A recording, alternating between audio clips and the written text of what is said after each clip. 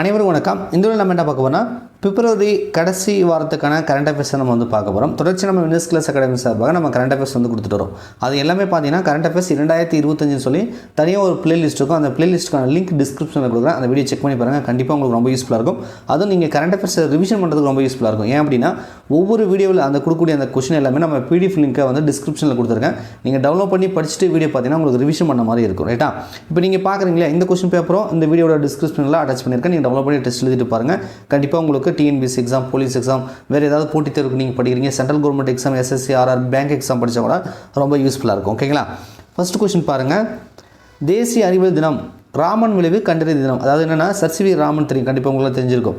அவர் ராமன் விளைவுன்னு ஒன்று கண்டறிஞ்சார். நோபல் பரிசு வாங்கியிருப்பார், கண்டிப்பாக உங்களுக்கு தெரிஞ்சிருக்கும். ஸோ அந்த தினத்தை தான் நம்ம தேசிய அறிவியல் தினமாக கொண்டாடுறோம். அது எப்போ அப்படின்னா பிப்ரவரி 28 தான் தேசிய அறிவியல் தினம். ரைட்டா? சரி, அடுத்தது இந்தியாவின் முதல் ஹைப்பர்லூப் பாதையை சோதனை முயற்சியில் செய்த ஐஐடி நிறுவனம் எதுன்றாங்க. ஸோ இது பார்த்தீங்கன்னா ஒரு லூப் மாதிரி இருக்கும், ஒரு குழாய் மாதிரி இருக்குன்னு சொல்லலாம். அதுக்குள்ளே ட்ரெயின் போது ரொம்ப ஸ்பீடாக போகும். அது ரைட்டா? எல்லாத்த விட ரொம்ப ஸ்பீடாக போகும். அது லூப் பாதைன்னு சொல்லுவாங்க. அது சோதனை முயற்சி ட்ரையல் மாதிரி ஒரு குறிப்பிட்ட மீட்டர், அதை பார்த்தீங்கன்னா கிட்டத்தட்ட ஒரு 410 மீட்டரை அதை ரெடி பண்ணி அந்த லூப்பில் அந்த ட்ரெயின் பாஸ் பண்ணுற மாதிரி ரைட்டா ஹைப்பர் லூப் சோதனை சொல்லுவாங்க. அதை சோதனை முயற்சியாக செஞ்சுருக்கு முதல் முறையாக இந்தியாவிலே தான் ஃபஸ்ட்டு. ரைட்டா? அது எந்த ஐஐடினா நம்ம சென்னை ஐஐடி தான் செஞ்சுருக்கு. ரைட்டா? இந்தியாவின் முதல் ஹைப்பர்லூப் பாதையை சோதனை முயற்சியில் செய்தது சென்னை ஐஐடி. உலக தமிழராட்சி நிறுவனத்தின் தலைவராக தமிழ்நாடு அரசு யாரை நியமித்துள்ளதுன்றாங்க. ஸோ இது பார்த்தீங்கன்னா ஆர் பாலகிருஷ்ணன் அவர்களை நியமிச்சிருக்காங்க. அவர் ஓய்வு பெற்ற ஐஏஎஸ் அதிகாரின்றதும் கூடுதல் தகவல். அது இல்லாமல் தமிழ் வழியில் தமிழ் மீடியத்திலே படித்து ஐஏஎஸ் ஆனவர் அப்படின்றதும் சொல்லியிருக்காங்க. உலக தாய்மொழி தினம் எப்பொழுது அனுசரிக்கப்படுகிறதுன்றாங்க. பிப்ரவரி 21 உலக தாய்மொழி தினமாக அனுசரிக்கிறோம். சமீபத்தில் உலக முதலாளர்கள் மாநாடு எங்கே நடைபெற்றது அப்படின்றாங்க. இது மத்திய பிரதேசத்தில் நடந்திருக்கு. மத்திய பிரதேசம். ஆசியாவிலே பெரிய தகவல் தரவு மையம் தமிழ்நாடு அரசு எங்கே அமைத்துள்ளதுன்றாங்க. ஆக்சுவலாக பார்த்தீங்கன்னா நம்ம டேட்டா சென்டர் அப்படின்னு சொல்லுவாங்க. ரைட்டா? ஸோ இது ஆக்சுவலாக எந்த நிறுவனம் அப்படின்னு வந்துச்சுன்னா இது கண்ட்ரோல் எஸ்ன்னு சொல்லக்கூடிய ஒரு நிறுவனம் அதுதான் அமைச்சிருக்கு. இது தமிழக அரசு முதலமைச்சர் திறந்து வச்சிருக்காரு. ஓகேங்களா? கண்ட்ரோல் எஸ் நிறுவனம். இது பேர் என்னென்னா நம்ம டேட்டா சென்டர் அப்படின்றது பேர். ஓகேங்களா? இது எங்கே சார் இது பண்ணியிருக்காங்க அப்படின்னா இது அம்பத்தூரில், அதாவது அம்பத்தூர்னா சென்னை அம்பத்தூரில் பண்ணியிருக்காங்க.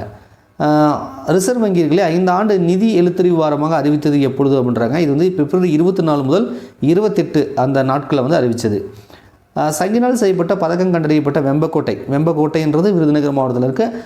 அகழ்வாய்வு மையத்தில் எத்தனையாவது கட்ட அகழ்வாய்வு நடைபெறுகிறாங்க. மேக்ஸிமம் அந்த டிஎன்பிஎஸ்சி கொஸ்டினில் இது மாதிரி அகழ்வாய்வு மையம் கொடுத்து எந்த மாவட்டத்தில் இருக்குது தான் கேட்பாங்க. ரைட்டா? அப்படி கேட்டாங்கன்னா விருதுநகர் மாவட்டம் தான் ஞாபகம் வச்சுக்கோங்க.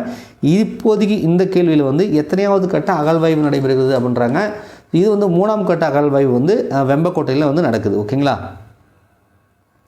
நாட்டின் உயரமான தங்க கோபுரம் கிட்டத்தட்ட பார்த்தீங்கன்னா ஒரு 50.5 அடின்னு சொல்கிறாங்க. 68 கிலோ தங்கம் யூஸ் பண்ணிக்கிறதாகவும் சொல்கிறாங்க. அமைந்துள்ள கோவிலான ஸ்ரீ லட்சுமி நரசிம்ம கோயில் எங்கே இருக்குது, எந்த மாநிலத்தில் இருக்குது அப்படின்னு கேட்குறாங்க. ஸோ இந்த கோயில் என்பது பார்த்திங்க அப்படின்னா உங்களுக்கு தெலுங்கானாவில் இருக்குது. ரைட்டா? தெலுங்கானா. ஹீலி வேசா நடனம் எந்த மாநிலத்தில் புகழ்பெற்றதுன்றாங்க. இது கர்நாடகா. அப்பா செயலியை தொடங்கி வைத்தவர். இது செயலி பார்த்திங்கன்னா கல்வித்துறை சார்ந்த ஒரு ஆப்பு. அப்பா செயலியை தொடங்கி வைத்தவர் யாருன்னா நம்ம முதலமைச்சர் மு.க. ஸ்டாலின் அவர்கள். பிப்ரவரியோட ஃபஸ்ட்டு பார்ட்டில் ஒரு கொஷின் கேட்டிருப்பேன். மு.க. ஸ்டாலின் அதாவது முதலமைச்சரை மக்கள் எவ்வாறு அழைக்கின்றனர், அது ரொம்ப சந்தோஷமாக முதலமைச்சர் பேட்டிலாம் கொடுத்துருக்காரு, யூடியூப்பில் வீடியோ போட்டிருக்காரு அப்படின்னு கேட்டீங்களா. அதுதான் அப்பா தான். முதலமைச்சரை மக்கள் தமிழக மக்கள் அப்பான்னு சொல்கிறாங்களாம். அதனால் அவருக்கு ரொம்ப சந்தோஷமாக இருக்குது அப்படின்ற மாதிரி ஒரு வீடியோ போட்டார். அந்த வீடியோக்கு அப்புறம் தான் பார்த்தீங்கன்னா அப்பான்னு ஒரு மொபைல் ஆப்பே லான்ச் பண்ணியிருக்காங்க. ஓகேங்களா? ஸோ இது மு.க. ஸ்டாலின் தான் இந்த தொடங்கி வச்சுருக்காரு. இந்த கேள்வி தான் கேட்டேன் இல்லையா ஃபஸ்ட்டு பார்ட்டில். ஸோ மு.க. ஸ்டாலினை அப்பான்னு சொல்லி அழைக்கிறாங்க. ஞாபகம் வச்சுக்கோங்க. தமிழ்நாட்டில் 25 மருத்துவக் கல்லூரிகளில் விரிவான போதைப்பொருள் ஒழிப்பு மற்றும் மையத்தின் பெயர் என்னன்றாங்க. மு.க. ஸ்டாலின் பார்த்தீங்கன்னா காணொலி வாயிலாக திறந்து வச்சிருக்காரு. ஏன்னா தமிழ்நாட்டில் போதைப்பொருள் பழக்கம் என்பது ரொம்ப அதிகரிச்சிருக்கிறதா நீங்கள் பார்க்குறீங்க. ரைட்டா? ஸோ இதை ஒழிக்கணும்னு சொல்லி ஒரு மருத்துவ மையம் மாதிரி ஒன்று தொடங்கி வச்சுருக்காங்க. அதுக்கு ஒரு பேரும் வச்சுருக்காங்க. அதுக்கு பேர் கலங்கரை அப்படின்றது பேர். ஓகேங்களா? சரி, கலைஞர் நூற்றாண்டு குத்துச்சண்டை அகாடமி திறக்கப்பட்டுள்ள இடம் எதுன்றாங்க.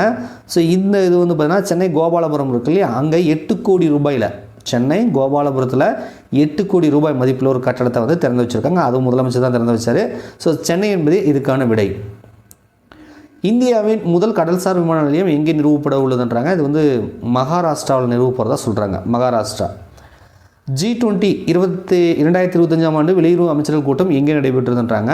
ஆக்சுவலாக வந்து பார்த்திங்கன்னா 2025 இந்த ஆண்டுக்கு வந்து G20 கூட்டமைப்புக்கு வந்து தலைமையேற்றுள்ள நாடு வந்து பார்த்திங்கன்னா தென்னாப்பிரிக்கா. ஸோ அந்த நாட்டில் தான் பார்த்திங்கன்னா இந்த வெளியுறவுத்துறை அமைச்சர் கூட்டம் நடந்திருக்கு. ஸோ தென்னாப்பிரிக்கா என்பதே இதுக்கான விடை. அப்போ 2025க்கு சவுத் ஆப்பிரிக்கா வந்து தலைமை ஏற்றிருக்குன்னா அப்போ இதுக்கு முன்னாடி எந்தெந்த நாடுகள் ஏற்றிருக்கு அப்படின்றதான் உங்களுக்கான கேள்வி. ரைட்டா? 2024 G20 கூட்டமைப்புக்கு வந்து எந்த நாடு தலைமை ஏற்றது, அதே மாதிரி 2023 ஆண்டுக்கு வந்து G20 கூட்டமைப்புக்கு எந்த நாடு வந்து தலைமை ஏற்றது அப்படின்றது தெரிஞ்சது அப்படின்னா கமெண்ட்ஸில் கமெண்ட் பண்ணுங்கள். வீடியோ பிடிச்சா மறக்காமல் லைக் பண்ணுங்கள். தொடர்ச்சியாக நீங்கள் கரண்ட் அஃபேர் ரிவிஷன் பண்ணுறதுக்கு நம்ம சேனலை மறக்காமல் வந்து சப்ஸ்கிரைப் பண்ணி கூட வந்து பெல் பட்டனில் ஆல் அப்படின்றத செட் பண்ணி வச்சுக்கோங்க. இப்போ பார்த்தீங்கன்னா நம்ம வின்னர்ஸ் கிளாஸ் அகாடமியில் குரூப் 4க்கான டெஸ்ட் பேட்ச் வந்து அட்மிஷன் போயிட்டுருக்கு. மார்ச் 2 இன்னைக்கெல்லாம் அட்மிஷன் போயிட்டுருக்கு. ஸோ நியூ சிலபஸ் படி வந்து பக்காவான ஒரு ஸ்டடி மெட்டீரியல் வந்து ஒரு 600 பேஜுக்கு வந்து ரெடி பண்ணியிருக்காங்க. மெயின் சேனலில் வீடியோ போட்டிருப்பாங்க, நீங்கள் செக் பண்ணிக்கோங்க. அட்மிஷன் போயிட்டுருக்கப்பா. ஸோ மார்ச் மாதம் வந்துருச்சு. டக்குன்னு ஏப்ரலில் நமக்கு நோட்டிஃபிகேஷன், அதுக்கப்புறம் டக்குன்னு மே ஜூனில் நமக்கு படிக்க டைம் கொடுப்பாங்க. ஜூலை மாதம் எக்ஸாம். ஸோ ஏற்கனவே ஆனுவல் பிளானர் கொடுத்துட்டாங்க. நீங்கள் குரூப் 4க்கு படிக்கிறீங்க அப்படின்னா நம்மளுடைய டெஸ்ட் பேட்சில் வந்து ஜாயின் பண்ணிக்கோங்க. படிக்கிறதுக்கு தேவையான மெட்டீரியல் சிலபஸ் பேஸ்டாக உங்களுக்கு பக்காவாக PDF கொடுத்துருவாங்க.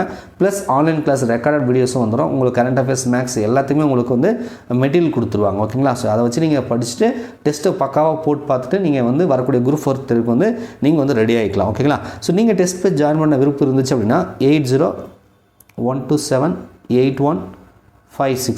8012781561 இந்த வாட்ஸ்அப் நம்பருக்கு வந்து மெசேஜ் பண்ணி அந்த ஷெடியூலை கேட்டு வாங்கிக்கோங்க. ஷெடியூலை முழுமையாக படித்து பார்த்துட்டு வந்து ஜாயின் பண்ணிக்கோங்க. ஓகேங்களா? நன்றி, வணக்கம்.